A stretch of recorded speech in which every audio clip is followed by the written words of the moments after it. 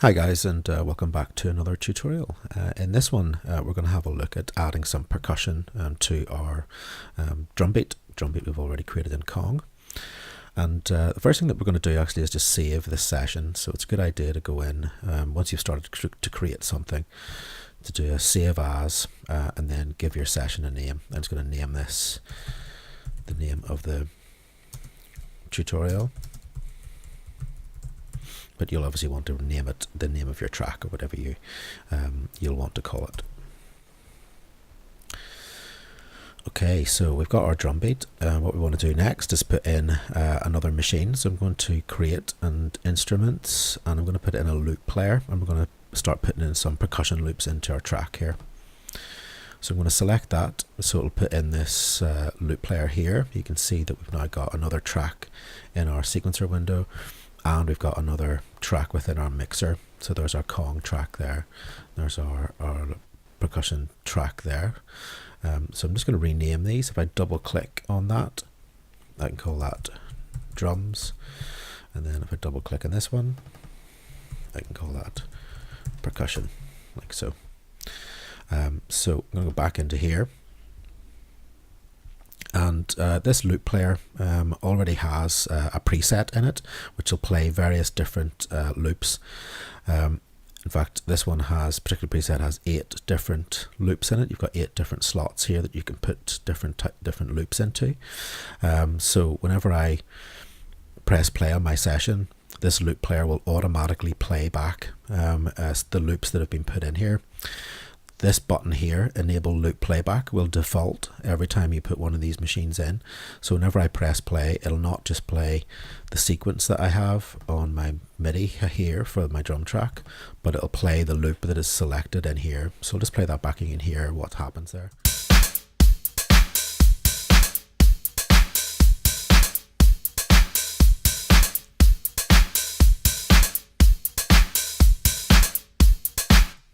So I can go in here and solo that track and you can hear what's happening.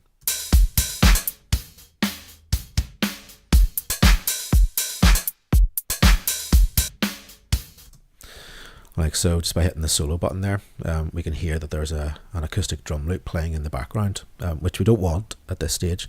So what we're going to do is initialize this machine. You can do this with any of your machines just to wipe everything that's in there. So if I right click, or control click if you're using a Mac, and I can scroll down to Initialize Patch, and that'll just get rid of everything that's in there. So you've now got a blank machine. So I'm just going to scroll up here, and we can click then Browse Patch, and I can go in here and start to look at various different sounds within that machine. So I can go into Dr. Rex drum loops. There's various different types of drum loops that I can choose, again, for various different genres of electronic music. And we've got some artist created ones there at the top as well. So I could select house, and then you can go in here and press any of these and it'll play that loop back.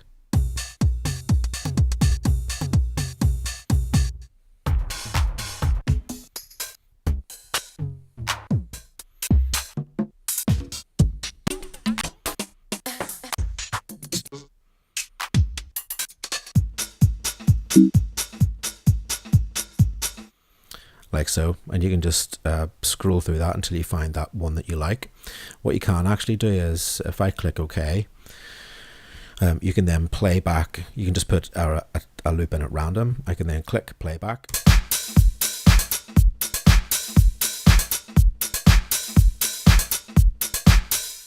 Like so, and it'll just play that loop back. So I can use my scroll up and down buttons here until I find something that works with my track.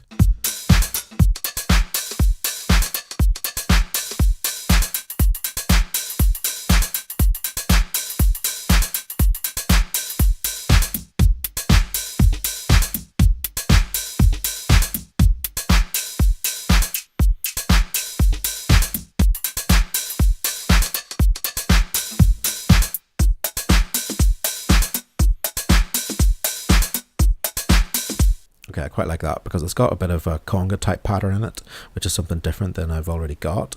I think I'm going to go back in here though and just edit some of these, because once you start adding some additional things, sometimes things in here won't work. So let's just, we can just draw a box around some of that MIDI and just pull that down.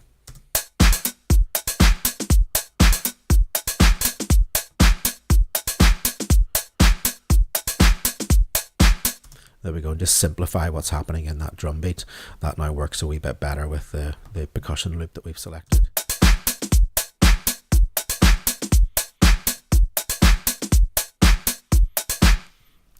Like so. Okay, I'm just going to do a save there then. Now I've created some stuff that I quite like, and we're going to drop in another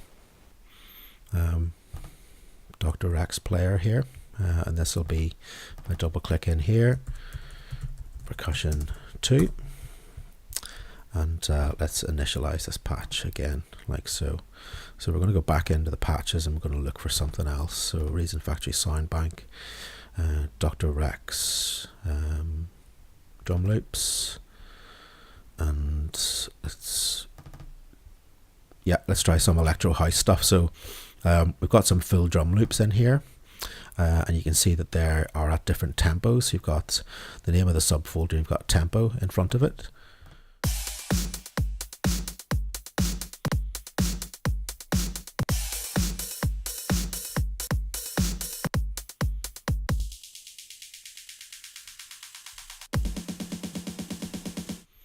Like so. But these will be full drum loops, so they'll have like kicks, big snares and things like that in them. This little folder here will be top loops, so they'll have a number of different kind of top end percussion things, not necessarily with big kicks and things like that in them. So we can select one of those that will maybe have another different type of sound that we think will maybe work with the track that we've got.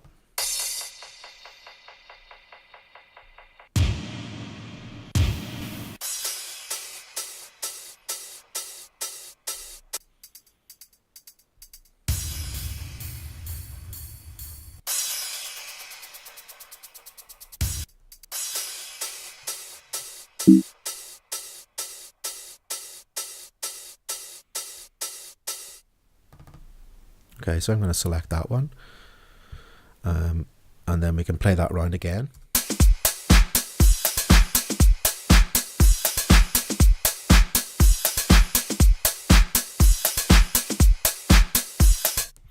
Like so. So I think that'll work.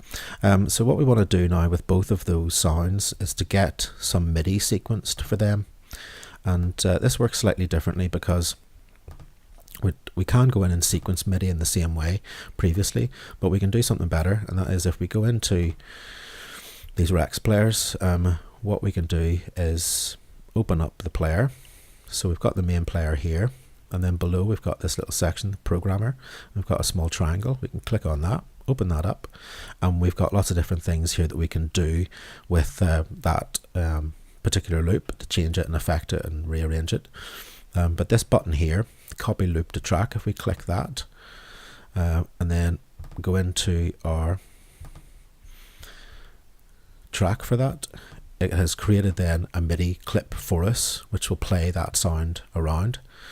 So if we go back to just our block mode here, you can see it's now put that clip in like so, and I can do the same with this one. If I go into my second one down here, open that up, copy loop to track, and then in here you can see there's that loop has been put in. Now you can see that these blocks are different lengths.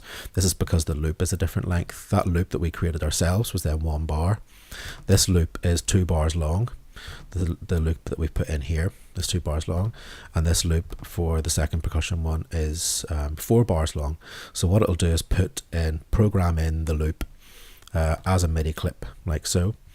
That will then play back the loop to its full duration.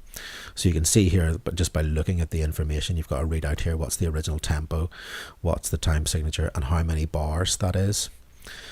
So you've got 2.0 bars, 4.0 bars, like so.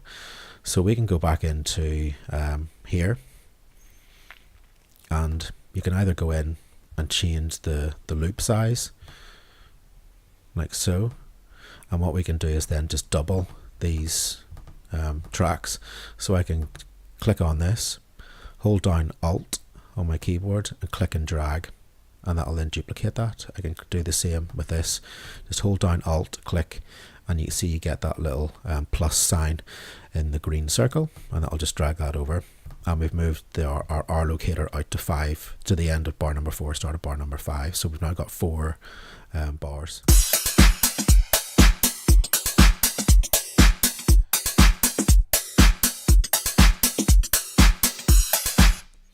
Like so.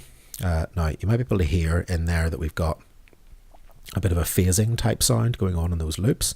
That's because this enable loop playback button is still on. So if we take that off, that means that it won't play the MIDI and also be playing the loop in playback mode at the same time. So it's playing 2 versions. If you've got that turned on, it'll be cueing it with the MIDI, but it'll also be just playing the loop back through loop playback mode. You don't want that. So turn both of those off once you've got your loop into the MIDI track, like so.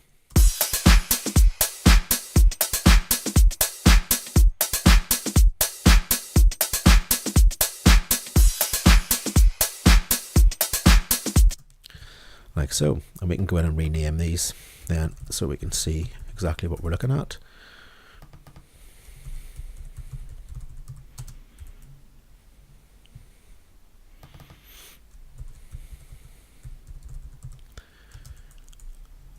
Like so. So that's the Dr. Rex machine then, and we've used that then to create a couple of different percussion tracks. In the next tutorial then we'll be having a look at one of the synths to create ourselves a big bass line. Alright, I'll see you then.